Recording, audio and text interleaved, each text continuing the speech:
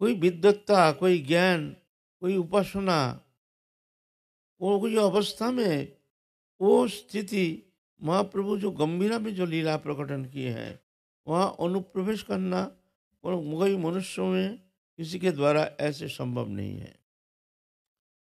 अति निगूढ़ लीला, गंभीरा लीला, उसका कौन वर्णन करेगा। वहाँ महाप्रभु तो कभी तो कुर्माकृति हो जाते हैं प्रेम में, ऐसे प्रेम की एक चरम अवस्था जो कि कभी भौमलोक में, कभी कोई साधक में तो दूर, भगवान आए हैं, जुग जुग में आते हैं, लेकिन ऐसे प्रेम स्वरूप किसी ने कभी दिखा नहीं, कल्पना भी किए नहीं है। कभी तो कुर्बाकृति हो जाती है, एक एकदम हस्तपद जैसे भीतर में प्रवेश कर गया, एकदम कुर्म जैसे बन गया है कभी। हैं। कभी तो हस्तपद इतना लंबा हो जाते हैं, जैसे 7-8 हाथ लंबा, एकदम अस्थि ग्रंथि सब खुल गया। एक एक ग्रंथि हो, जो हाथ के जो ग्रंथ है ना, ग्रंथि है, ये खुल गया, सब ग्रंथि खुल गया, लंबा हो गया। बड़े अद्भुत उनके प्रेम विकार। ऐसा तो मनुष्य शरीर में 8 प्रकार विकार होता है भगवत प्रेम प्राप्ति होने से। भगवत प्रेम प्राप्ति से मनुष्य शरीर में 8 प्रकार विकार होता है, लेकिन महाप्रभु में 18 प्रकार विकार देखने में आया। 18 प्रकार विकार, जो कि मनुष्य शरीर में ऐसा होना संभव नहीं है। मनुष्य में तो अश्रु कंप पुलक श्वेत वैवर्ण स्तंभ मूर्छा प्रलय, बस इतना 8 विकार देखने में आता है। अश्रु होता है, कंप होता है, एकदम जैसे मन ठिठुर के कांपता है, जैसे ना अतिरिक्त ठंडी में जैसे कांपता है, ऐसे कंपन होता है।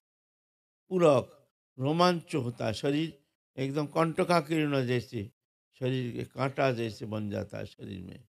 हाँ। शीत, ठंडी मौसम में भी पसीना धारा बहना शुरू हो जाता है, पसीना ठंडी एकदम बिल्कुल शीतल बर्फ जैसे पानी, ऐसे शरीर से निकालना शुरू हो जाता है पसीना। चाहे कितने भी कंबल ओढ़ो, चाहे कितने भी कुछ करो, वो पसीना, जब वो प्रेम विकार होता है तभी जाके वो पसीना छूटता है। शीतल एकदम भयानक शीतल वो पसीना, अ, धारा बहना शुरू हो जाता है। हमने देखा है, अ, हमने देखा है। अश्रुकंप पुलक, इसको कहते हैं शेद, इसको कहते हैं शेद। अ, वैवर्ण, रंग बदल जाता है, जैसे गिरगिटी रंग बदलता है ना, ऐसे फीका हो जाता है शरीर। हैं।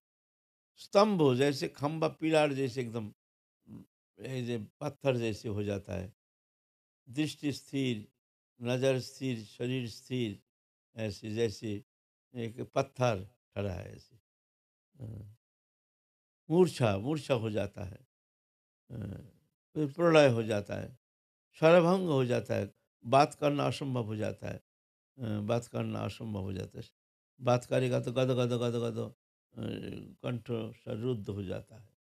ऐसे अष्टसात्विक विकार तक तो इस शरीर में होता है, वो भी बहुत ऊंची स्थिति जो भगवत प्रेम प्राप्ति की है उनके लिए।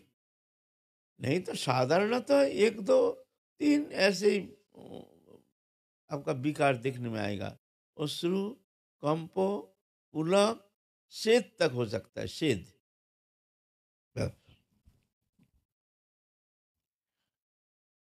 तो महाप्रभु में 18 प्रकार विकार देखने में आया। 18 प्रकार कूर्माकृति, कभी तो हाथ पाव एकदम भीतर में घुस गया, सिकुड़ गया, एकदम कूर्माकृति।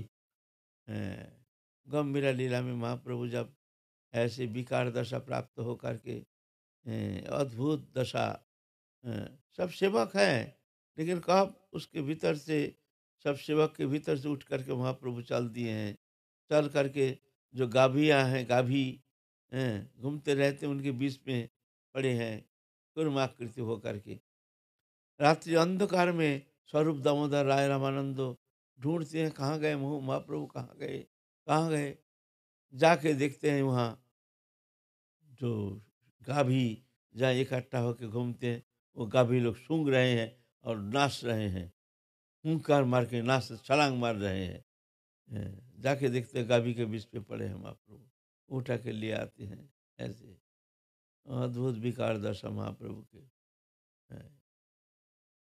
तो महाप्रभु 18 साल तक गंभीरा में अपने निज लीला रस, वो प्रेम रस निर्जास जो आस्वादन किए हैं, वो रस कैसे रस है, वो कौन सा रस है, वो आनंद कैसे है, ये जगत के कोई जान नहीं सकता है। क्यों? ये अतीन्द्रिय जगत के वो प्रेम राज्य के में चरम अवस्था, जिस स्थिति में जा कर के वो चरम स्थिति जहाँ एकमात्र राधा रानी ही वो रस आस्वादन कर सकते हैं। रसराज महाभाव, रसराज कृष्ण, महाभाव में राधा रानी, दोनों मिल करके जो प्रेम लीला, वो प्रेम लीला निर्जस, वो महाभाव स्वरूप वो राधा रानी, वो प्रेम निर्जस आस्वादन किए हैं, महाप्रभु को कराए हैं वो लीला रस।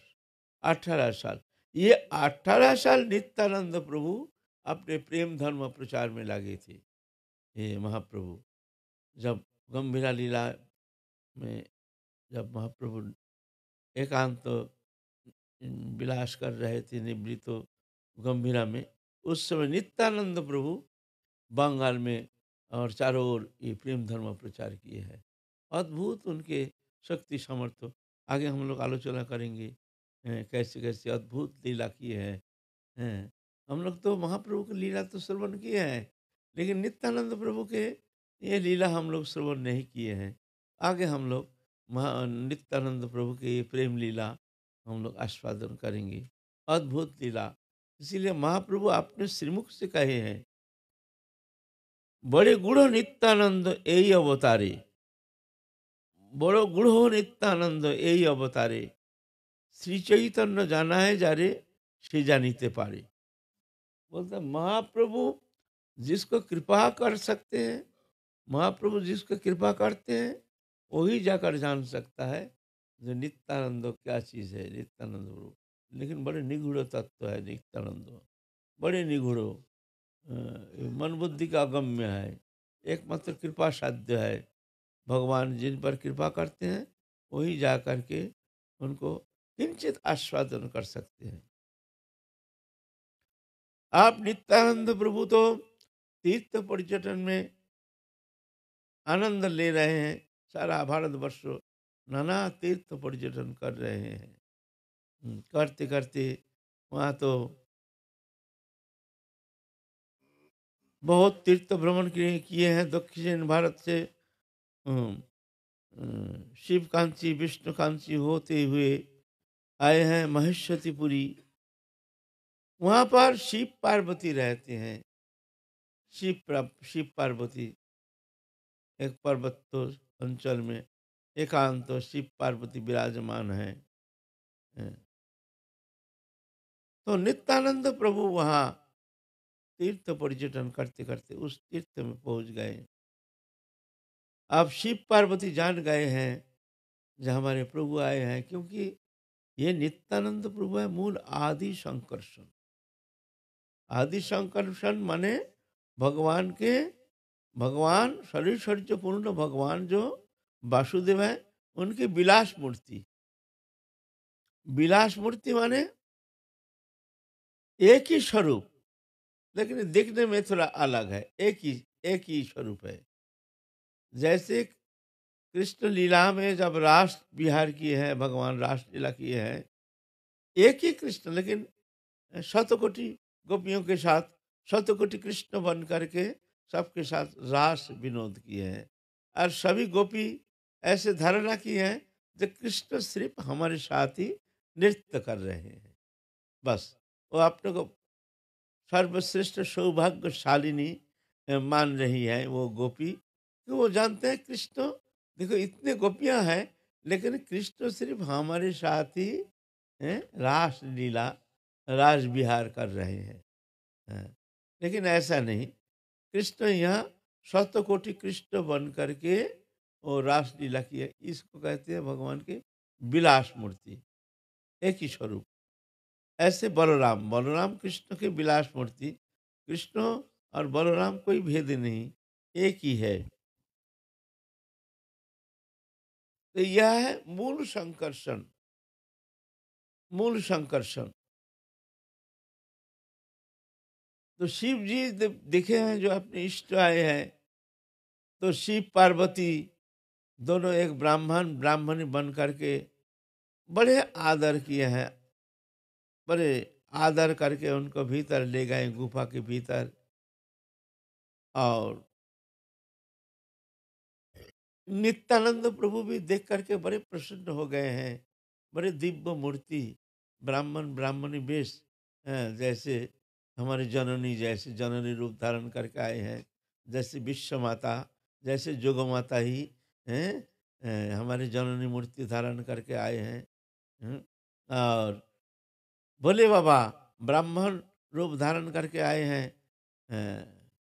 नित्यानंद प्रभु समझ गए जैसे ये साक्षात हमारे भोले बाबा ही जैसे यहाँ विराजमान है। तो आदर करके भीतर ले गए हैं, ले करके उनको निमंत्रण करके प्रसाद पावाए हैं, बड़े आदर करके हैं। दाल चावल तो पसंद करते हैं नित्यानंद प्रभु। तो बंगाल के शरीर है ना, बंगाल के शरीर दाल चावल आप 56 भोग दो, कचौड़ी पूड़ी मेवा मिठाई सब दो, लेकिन उसमें तृप्ति नहीं। तृप्ति नहीं, जब दाल गरम गरम चावल होगा ना, और दाल होगा, और आलू का चटनी होगा ना, और एक हरी मिर्च होगा तो इसमें जो आनंद है, ये एक एक जगह के एक एक रिवाज है ना।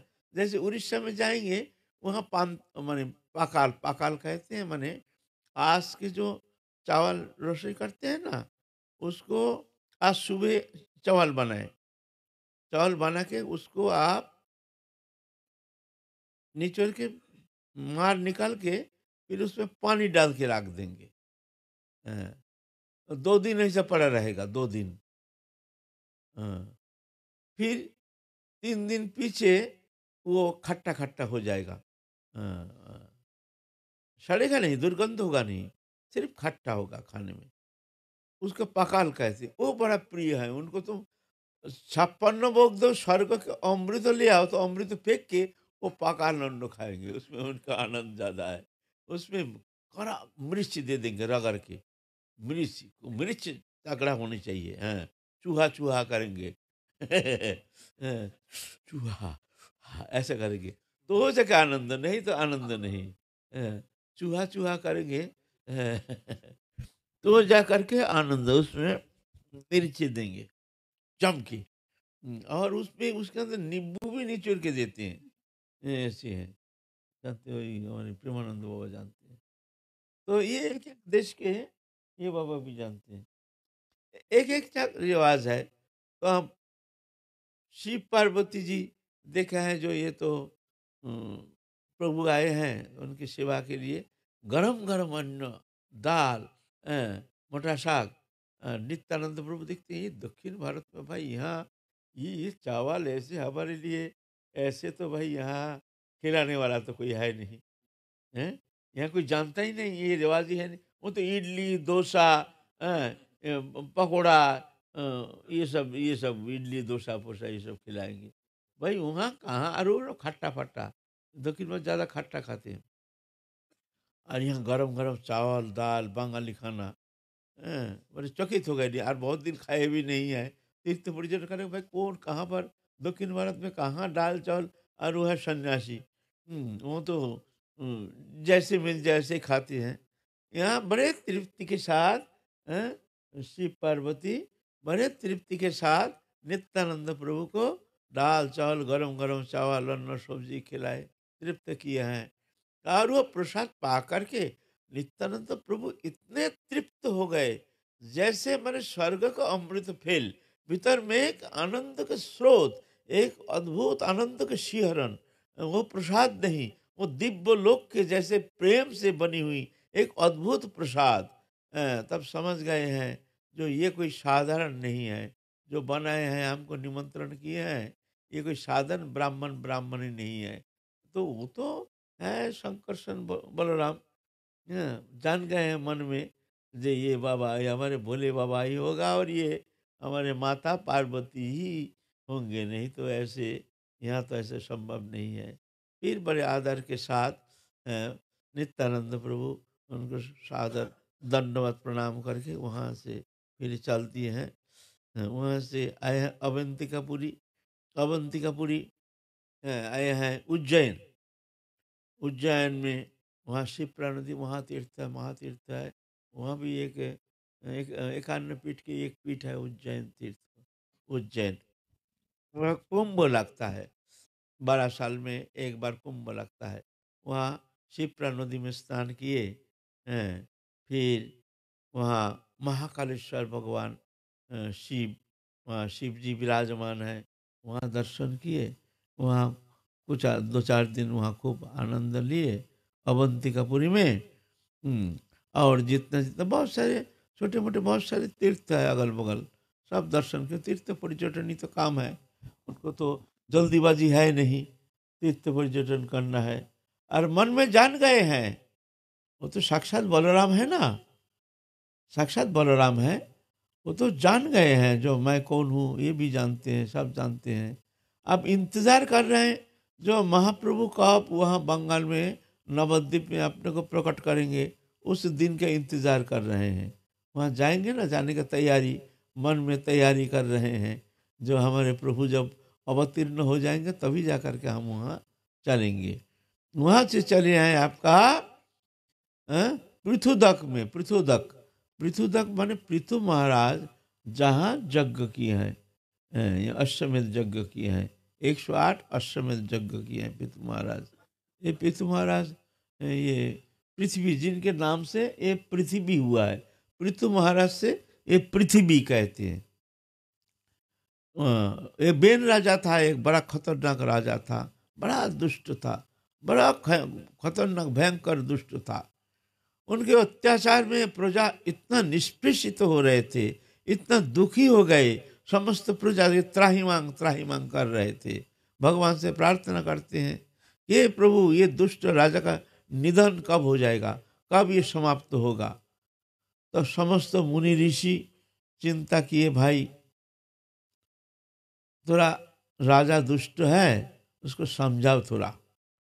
समस्त बड़े बड़े मुनि ऋषि एक दिन इकट्ठा होकर के, भाई चलो बेन राजा के राज दरबार पे जा कर के उनको थोड़ा समझाओ। समझाना चाहिए भाई, दुष्ट है, प्रजा को इस तरह से निष्पेषित करना, प्रजा को इस तरह से कष्ट प्रदान करना राजा के लिए औचित्य है नहीं।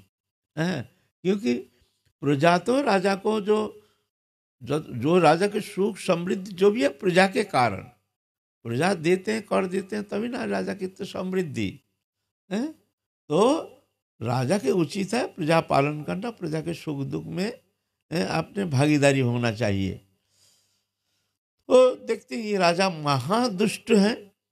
तो समस्त मुनि ऋषि जा करके बेन राजा के पास चले गए हैं। बेन राजा देख करके तो एकदम आंख मोटा हो गया। अरे भाई कहाँ साधु संत आए हैं, उनको सादर संभाषण करना चाहिए। कैसे आप लोग कैसे आए हैं, ऐसे कड़क शब्द, कोई दंडवत नहीं, प्रणाम नहीं, कुछ नहीं, संभाषण नहीं। अरे आप राजा हो, आपको औचित्य है कि साधु संत सबको सम्मान प्रदर्शन करना। हम आपके दरबार पे आए हैं तो आपको उचित है कि हम लोग उनको सादर संभाषण करना चाहिए। ठीक है, बोलिए क्या चाहिए आप लोगों को, किस लिए आए हैं बोलिए। तो कह रहे हैं जो आप जो इस तरह से प्रजा पालन कर रहे हैं, प्रजा को इस तरह से आप पेशन कर रहे हैं, कष्ट पहुंचा रहे हैं, ये औचित्य है नहीं, आप राजा हैं। अरे बेन राजा तो बड़ा नाराज हो गया। अरे कहते हैं राजा के शरीर में समस्त देवता विराजमान है, राजा भगवान के स्वरूप है, तो हम भगवान हैं, तो आप लोग तो उचित है हमको भगवान मान करके हमारे पूजा करना। ये हमारे पूजा नहीं करके आप लोग दो कैसे अशास्त्रीय आचरण कर रहे हैं कि राजा का ही दोष देख रहे हैं। अरे राजा भगवान है, अरे भगवान है तो भगवान जैसे हमको मान्यता देना चाहिए, सम्मान करना चाहिए। और आप हमारे ही दोष देख रहे हैं, आप लोग तो बड़ा कैसे साधु हैं आप लोग जानते ही नहीं हैं। राजा के शास्त्र क्या कहते हैं? शास्त्र कहते हैं राजा के शरीर में समस्त देवता विराजमान है, तो राजा भगवान का स्वरूप है, तो मैं भगवान हूँ। सिद्धांत बुद्धि जब बिगड़ जाता है ना, तो ऐसे ही सिद्धांत भी ऐसा ही होता है। वो भी सिद्धांत करते हैं, एक दुर्जन भी अपने सिद्धांत पक्का रहता है ना। दुर्जन से तुमको ज्ञान देने जाओ ना, वो घुमा फिरा के तुमको मूर्ख बना देंगे, कहेंगे तुम ठीक नहीं, तुम कुछ जानते ही नहीं, ये दुख ऐसा होना चाहिए, ऐसा अपना बुद्धि अनुसार। तो बेन राजा इस तरह से उल्टा पलटा बोल के और साधु संतों का और गाली देना शुरू कर दिया है। तुम लोग उनको शास्त्र जानते नहीं हो, तुम लोग धर्म की अमर्यादा कर रहे हो, तुम लोग कैसे धार्मिक हो? राजा के शरीर में समस्त देवता है, राजा भगवान के स्वरूप है, तो राजा भगवान का स्वरूप है, तो मैं भगवान हूँ तो हमको सम्मान करना चाहिए। हमारे आप दोष दिख रहे हैं, आप हमको ज्ञान देने आए हैं आप लोग। साधु संत देखते हैं ये दुष्ट का बुद्धि एकदम बिगड़ गया, ये ऐसा नहीं होगा, इसको खत्म ही कर दो। तो सब अपनी शक्ति निक्षेप करके समाप्त कर मार दिया, एकदम समस्त तेज निक्षेप किया, और बेन राजा प्राणवायु निकल गया, मर गया। तो भाई राजा तो चाहिए, अब शून्य हो गया, धरित्री शून्य हो गया। तो एक बाहु मंथन किए तो उसमें आया तुम्हारा निषाद, एक नाटा काला, ऐसे एक निषाद, मैंने उनका सब पाप लेकर के जन्म लिया, निषादु। फिर उसको तो भेज दिया, तुम जाओ जंगल में रहो जा करके। और फिर और एक बाहु मंथन किए, मंथन करने से वहाँ से जन्म लिया पृथु महाराज। ये पृथु महाराज ये है भगवान के अवतार। पृथु महाराज ये विश्व का कल्याण के लिए श्रीमद् भागवत महापुराण में पृथु महाराज के बड़े पावन चरित्र हैं, बड़े निर्मल चरित्र हैं। राजा के अंदर पृथु महाराज सर्वश्रेष्ठ सर्वाग्रगण्य रूप में परिगणित हुए हैं। ये पृथु महाराज, ये पृथु महाराज से नाम से ये धरित्री का नाम हुआ पृथ्वी। ये पृथु महाराज 108 यज्ञ किए हैं यहाँ लोक कल्याण के लिए, 108। इसीलिए ये तीर्थ का नाम हुआ पृथुदक। वहाँ पर रह करके फिर वहाँ से नित्यानंद प्रभु फिर चले हैं, चलते चलते फिर आए हैं कुरुक्षेत्र में। कुरुक्षेत्र होकर के पुष्कर होकर के बहुत तीर्थ भ्रमण किए। तीर्थ भ्रमण करते करते आप कभी यहाँ कभी वहाँ, अब तो उनका एक ही काम है, इंतज़ार कर रहे हैं कि हमारे प्रभु जो है वो कब अवतीर्ण होंगे, कब नवद्वीप में अवतीर्ण होंगे, तभी हम जा कर के उनसे मिलेंगे। इसके पीछे वो तो दक्षिण भारत जब गए उस समय माधवेंद्रपुरी से मिले। माधवेंद्रपुरी से मिले। माधवेंद्रपुरी जो थे ये महाप्रभु के भौमो लीला में महाप्रभु के परम गुरुदेव, महाप्रभु के गुरुदेव थे ईश्वरपुरी, उनके गुरु हैं माधवेंद्रपुरी। ये अद्भुत एक प्रेम स्वरूप, माने इनके प्रेम के कोई तुलना नहीं। आकाश में बादल देख करके कृष्ण भ्रम हो जाता था, भ्रम होकर के अष्ट शक्ति विकार से विकारित हो जाते थे। बादल देख करके, आकाश में बादल देख करके कृष्ण प्रेम में विभावित हो जाते थे। अद्भुत प्रेम स्वरूप ये कहते हैं। ये जो महाप्रभु के प्रेम धर्म के ये प्रथम मूर्त रूप में आए हैं माधवेंद्रपुरी।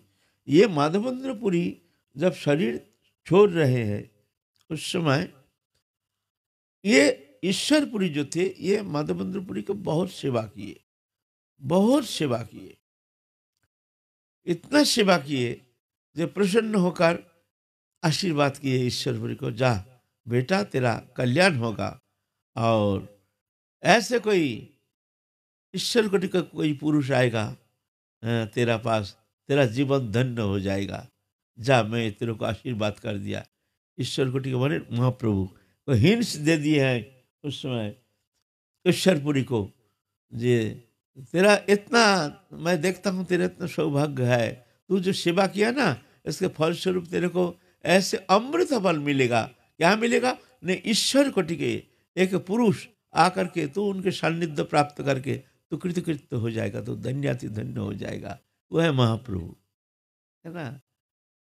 और जब अंतिम समय आ गया तो कृष्ण विरह में एकदम ऐसे पागल प्राय अष्ट सात्विक विकार, हा राधे, हा प्राणेश्वरी, हा कृष्ण, हा गोविंदो।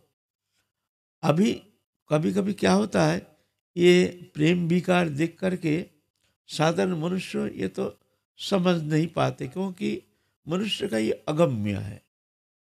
साधारण लोग संसार विरह में स्त्री पुत्र कन्या धन जन वित्त वैभव इत्यादि वियोग से वो रोते हैं, छाती पटक पटक करके रोते हैं। और कृष्ण विरह में भी रोते हैं, देखने में एक ही सा लगता है। वो भी हा राधे हा कृष्ण बोल के छाती पटक पटक के रोते हैं। और ये भी पुत्र वियोग में, कन्या के वियोग में, पैसा धन दौलत के वियोग में ये भी रोते हैं। एक ही सा है ना। इसीलिए साधारण मनुष्य एक कृष्ण प्रेम को साहजिक रूप से ले नहीं पाते हैं। वो सोचते हैं इन लोग रोते क्यों हैं, ये रोते क्यों हैं, कारण समझ। वास्तव में ये जो कृष्ण प्रेम में रोना, ये रोना साधारण रोना नहीं है। प्रेम आनंद, आनंद जब एक स्थिति में पहुंच जाता है, वह आनंद फिर रोने का रूप में परिणत, रोना हो जाता है, रोने का रूप में आ जाता है आनंद, उसका परिणति हो जाती है रोना। जैसे मान लीजिए कोई प्रियजन वियोग हो, माने दूर बहुदेश निवास कर रहे हैं कोई प्रियजन, बहुत दिन बाद वो प्रियजन आकर के मिलते हैं ना, तो आनंद में बहुत उच्छ्वसित होना चाहिए ना, तो आनंदित होना चाहिए ना, वो रो देते हैं। आनंद में ज्यादा आनंद होने से फिर रो देते हैं। मन आनंद, इतना आनंद हो जो आनंद और संभाल नहीं पाते हैं, जाके रो देते हैं, हाव हाव करके रो देते हैं। ये रोना नहीं, ये आनंद की चरम अवस्था देखा जाता है। बहुत प्रियजन बहुत दिन बाद आए हैं, आने से भाई तो कितना आनंद होना चाहिए ना, पहले तो पकड़ के ही तो फुट फुट करके रोना शुरू कर देते हैं। हैं? तुम कहाँ चले जाते थे, आपको छोड़ के तुम कहाँ चले गए, कहाँ? तो ये दुख है नहीं, ये प्रेम है।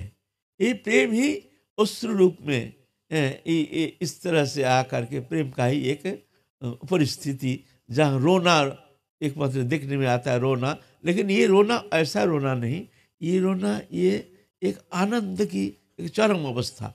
ऐसे ही कृष्ण प्रेम में साधक जो रोते हैं, वास्तव में ये रोना सांसारिक रोना नहीं, बाहर में दिखता है जैसे कितना कष्ट पा रहे हैं, और भीतर में आनंद के स्रोत बहता है, स्रोत। वो रोना बिना वो रह नहीं सकता है। जो साधक कृष्ण विरह में रोते हैं, अगर यहाँ कोई है ऐसे कोई साधक जो कृष्ण प्रेम में रोते हैं, अगर 2-4 दिन उनका रोना बंद हो गया ना, तो माथा खराब हो जाएगा। रोना बंद हो गया, उसको वो कष्ट सहन कर नहीं पाता है। हमारा रोना क्यों बंद हो गया, रोना क्यों, अगर कष्ट देगा उसके लिए उनका पश्चाताप क्यों ना, वो रोना नहीं, वो बाहर में दिखने में लगता है जैसे बड़ा कष्ट रहने के भीतर में एक अद्भुत आनंद के स्रोत बहती है। ये प्रेम है। ये साधारण लोग समझ नहीं पाते हैं। जब कृष्ण प्रेम में इस तरह से रोते हैं, हाथ पांव पछाड़ते हैं, हाथ पांव फेंकते हैं, एकदम भाई लूट-पोट खाते हैं, सामने जो वस्तु मिलता है फेंक देते हैं, पाँव से हाथ से, ऐसी स्थिति आ जाती है, माने विकार, प्रेम विकार। तो साधारण व्यक्ति वो सोचेंगे इसका कोई बीमार हो गया। जैसे महाप्रभु जब प्रथम प्रेम प्रकाश हो गया, उस समय साधारण लोग समझ नहीं पाए, सोची माथा तक समझ नहीं पाए जे हमारी निमाई का क्या हो गया। तो ओझा बुलाओ, वैद्य बुलाओ, वैद्य बुलाते हैं, वैद्य आते हैं, भाई क्या हो गया, देखते हाँ हाँ कृष्ण बोल के रोते हैं, हाथ पाँव पछाड़ते हैं, आँख मोटा मोटा करके देखते हैं, हाँ हाँ करके आकाश की तरफ देखते रहते हैं। तो बोलते हैं इसका बीमार हो गया, इसका वायु चढ़ गया, इसको ये नारायण तेल मालिश करो, ये करो, डाब को नारियल का पानी पिलाओ, बस वो खाने के और कुछ मत दो, सिर्फ चावल दो और कुछ मत दो, ऐसे।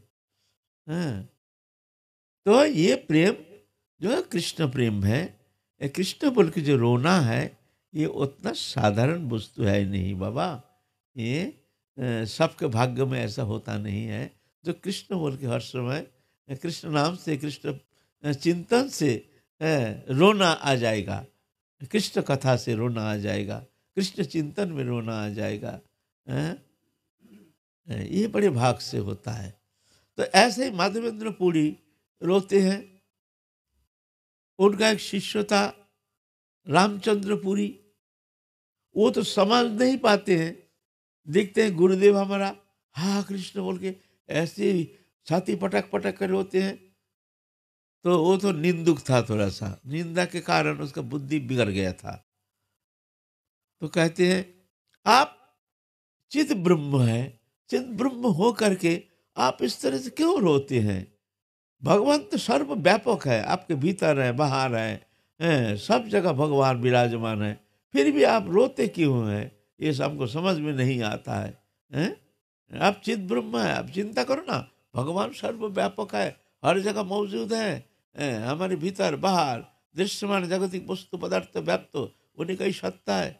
महादेवेंद्र पुरी का बड़ा गुस्सा आ गया, बोले दुष्ट, मैं कृष्ण प्रेम, कृष्ण के लिए मैं विरह में मैं ऐसे व्यथित हूँ और तू हमको ज्ञान देता है, दुष्ट, जा सारा नास्तिक हो जा। हाँ? नहीं निकाल हमसे, हमको कभी मुख नहीं दिखाना हमको, निकाल हमसे, हमारे सामने कभी आना नहीं। तो रामचंद्रपुरी तब से हो गया निंदुक। हाँ, और ईश्वरपुरी हो गया परम प्रेमी।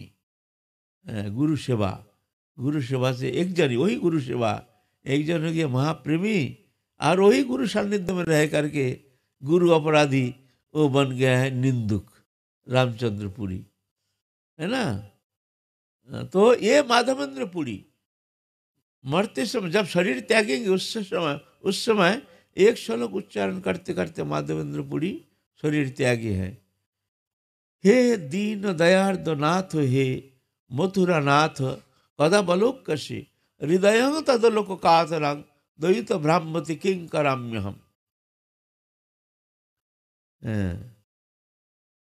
जब राधा रानी कृष्ण विरह में इस तरह से रोते हैं और विलाप में क्रंदन, ये श्लोक क्या कहते हैं? जे हे दीन दयार्द नाथ, हे दीनन के प्रति दयार्द चित्त कृष्ण, तुम आज चले गए हो मथुरा, मथुरा नाथ हे कदा बलोक कशी, मैं कब तुमको देखूंगी, ऐसे भाग कब मेरे होगी, हैं? कदा बलोक कशी, मैं कब तुमको देखूंगी, हृदयंग तदोलोक कातरंग, तुमको देखे बिना मेरे हृदय बहुत व्यथित हो रहा है। द्वैत भ्रामति, हे द्वैत, मैं भ्रमित हो रही हूं, किंग कराम्य हम, अब मैं क्या करूं तुम बताओ। ये सुनो, कृष्ण प्रेम के एक पराकाष्ठा।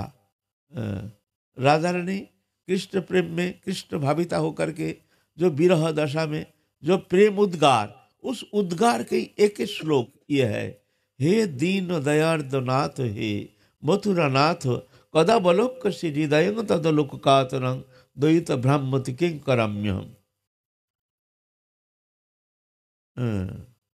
तुम्हें देखे बिना मैं कातर हो रही हूँ, हे द्वैतो, तुम बताओ अब मैं क्या करूं, कौन सा उपाय अवलंबन करूं, जो जिस उपाय अवलंबन करके मैं तुमको दर्शन प्राप्त कर सकती हूँ, तो बताओ मैं अब क्या करूं।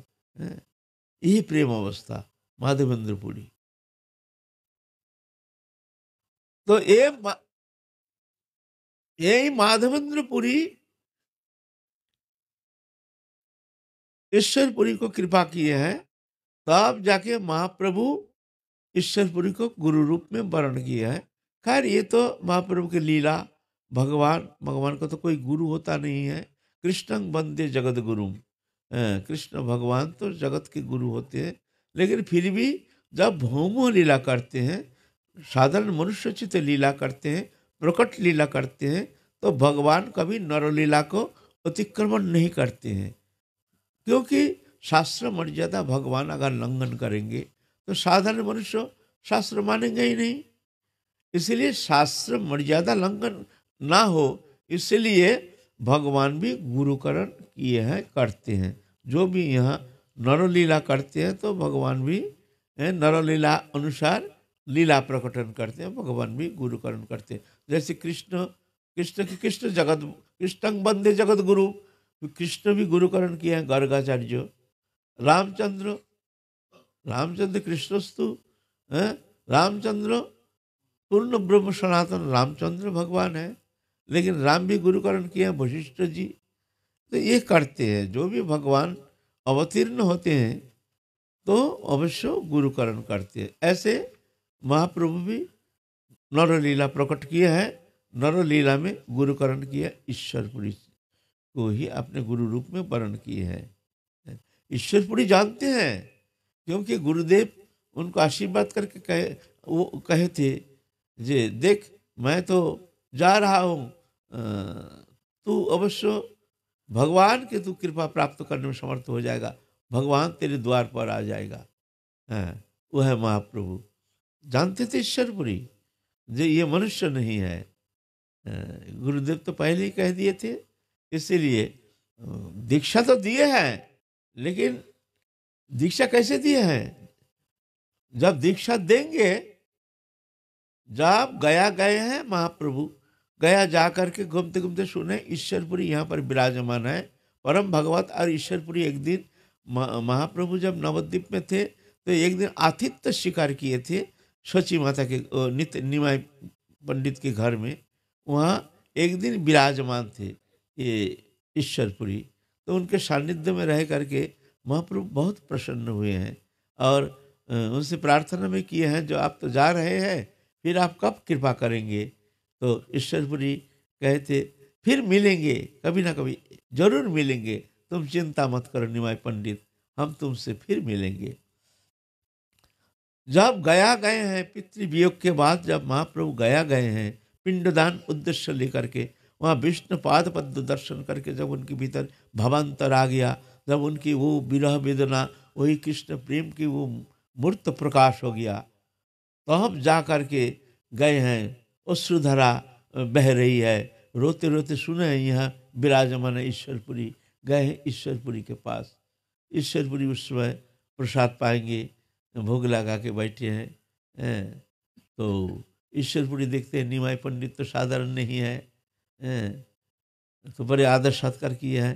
बोले तुम ये प्रसाद पाओ, हम फिर दोबारा बनाएंगे, तुम ये प्रसाद पा लो। दोपहर के समय था, तो महाप्रभु कहते नहीं ऐसा नहीं, यही प्रसाद दोनों आप थोड़ा ले लो, हमको दे दो, दोनों बांट करके खा लेंगे, इसको पा लेंगे। तो वही प्रसाद आधा आधा करके दोनों पा ली है।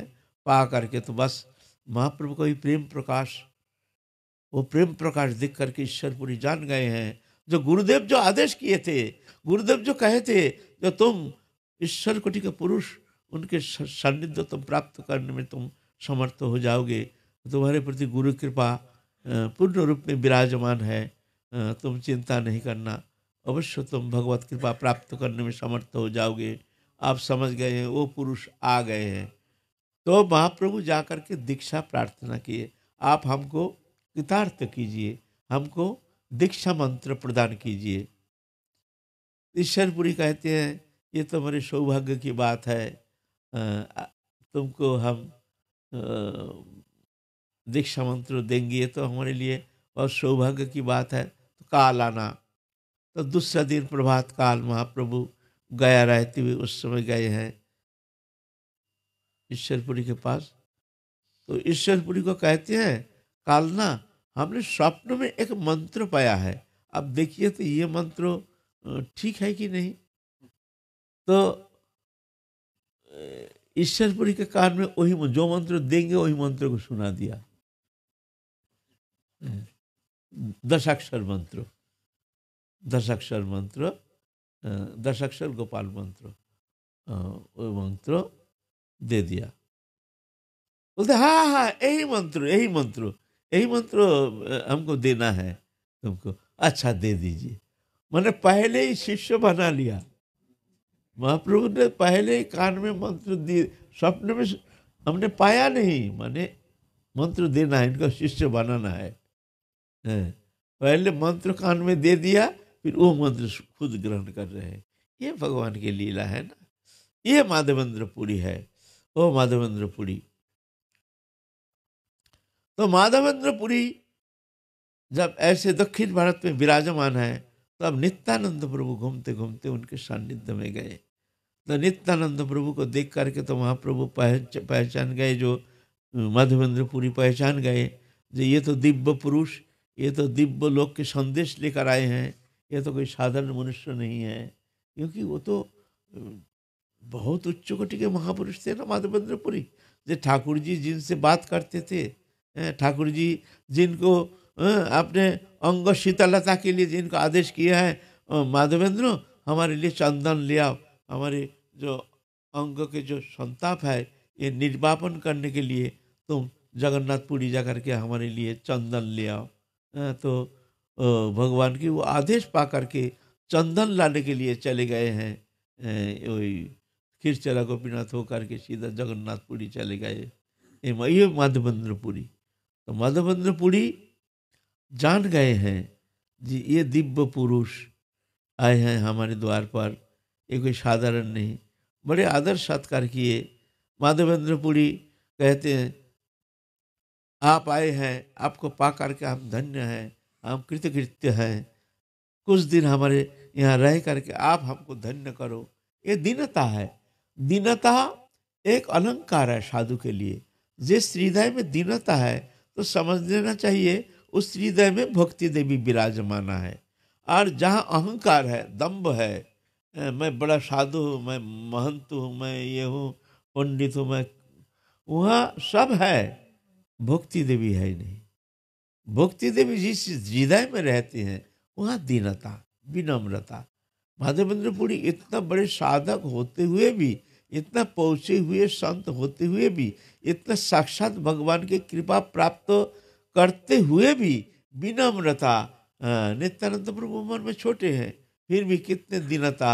आप आए हैं हमको कृतार्थ करने के लिए, हमको पवित्र करने के लिए, तो 2-4 दिन रह करके आप हमको इस तरह से पवित्र कीजिए।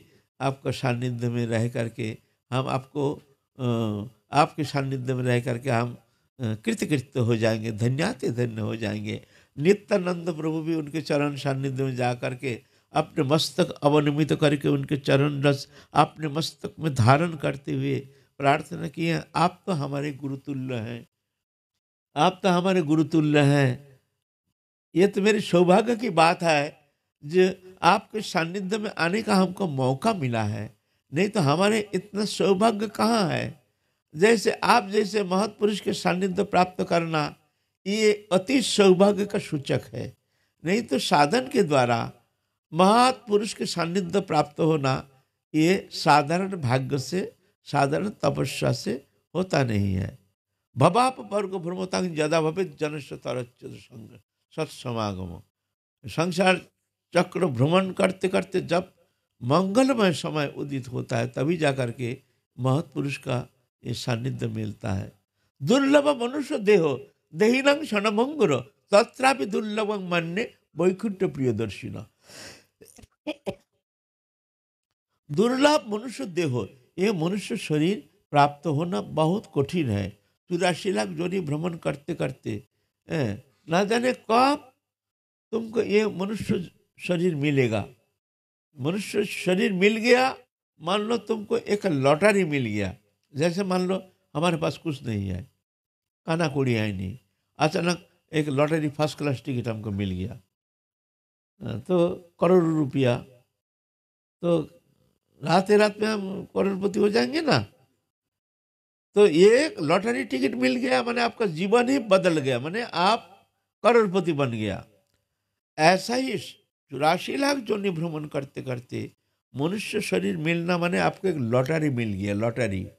आप ये नहीं समझना जो हम तो बहुत दुर्भागा है, हमारे पति प्रभु की कृपा नहीं है, हम बहुत गिरे हुए हैं, ऐसे हैं तैसे। बात ऐसा नहीं है।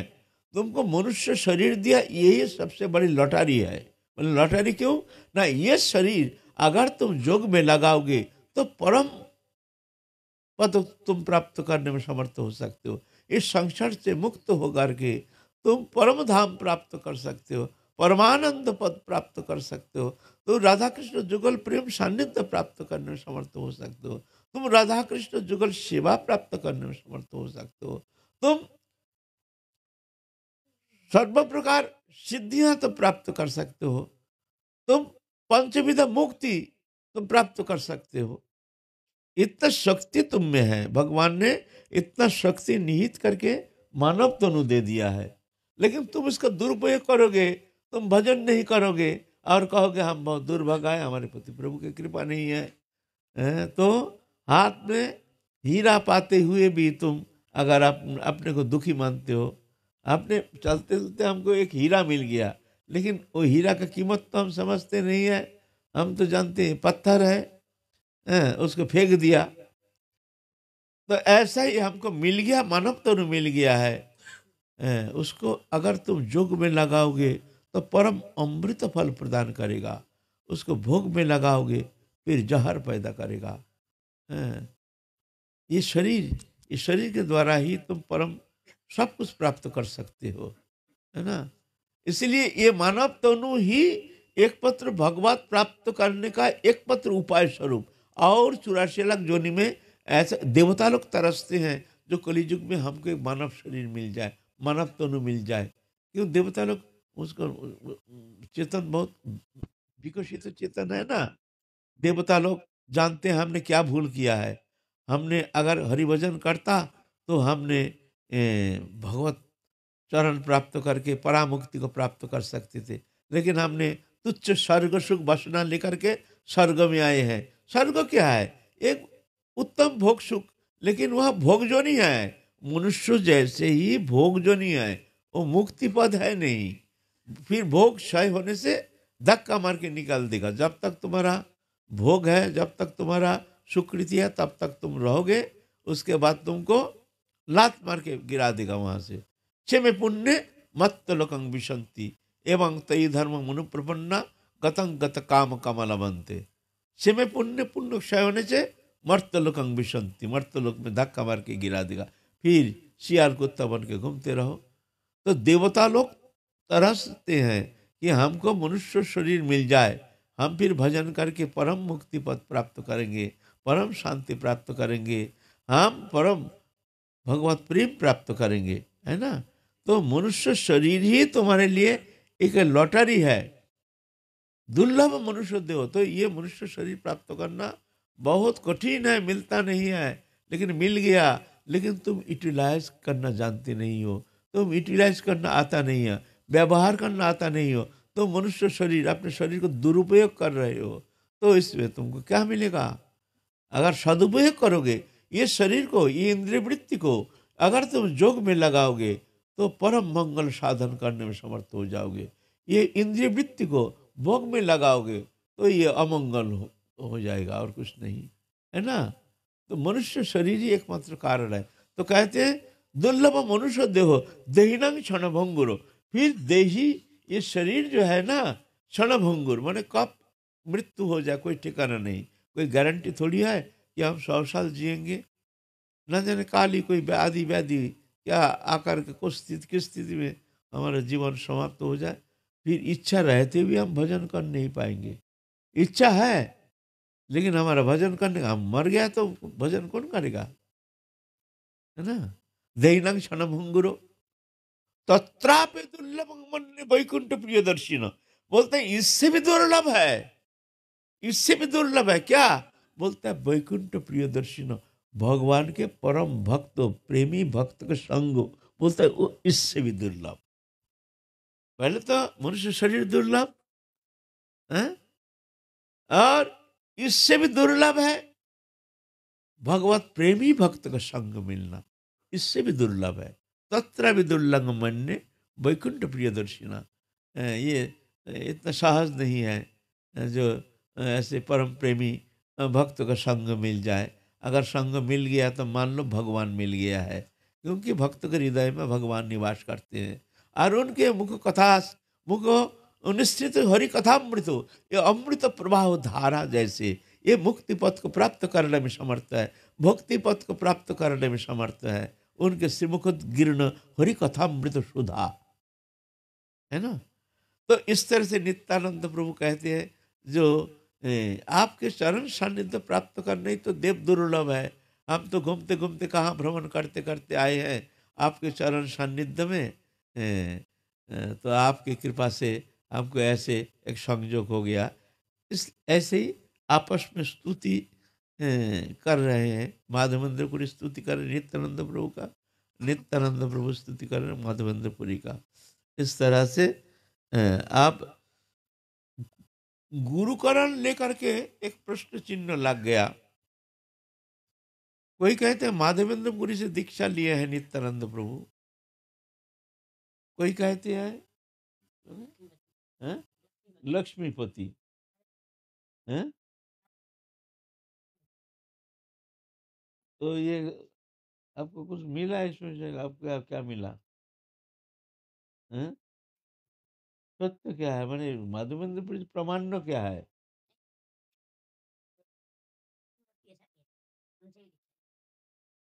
एक प्रमाण है कुछ?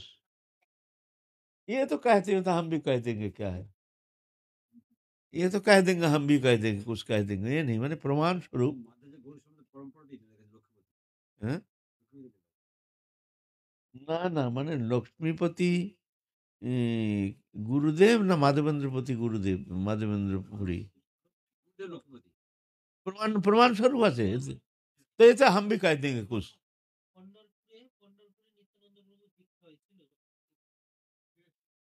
ऐसा तो हम भी कह देंगे। वास्तव में क्या प्रमाणित है इस संबंध में? अच्छा, गुरुकरण संबंध में हम और थोड़ा रियलाइज करना है हमको, और काल तक हम देखेंगे। फिर काल हम गुरुकरण संबंध में थोड़ा यहाँ आलोचना करेंगे। अभी हम और थोड़ा दो एक ग्रंथ तो देखेंगे क्या कहते हैं। अभी हम स्पष्टीकरण कर नहीं पा रहे हैं जो नित्यानंद प्रभु के गुरु कौन है। तो काल हम लोग इस विषय कोशिश करेंगे निरसन करने का। अभी हम कुछ सिद्धांत में नहीं जा पा रहे हैं, और दो एक ग्रंथ देख करके हम कोशिश करेंगे स्पष्टीकरण करने का। आज की कथा है विश्राम। आज नित्यानंद प्रभु मध्यबंधपुरी के सानिध्य में निवास कर रहे हैं। काल फिर हम लोग आगे चलेंगे। जय जय श्री राधे श्याम। निताई गौर हरि बोल।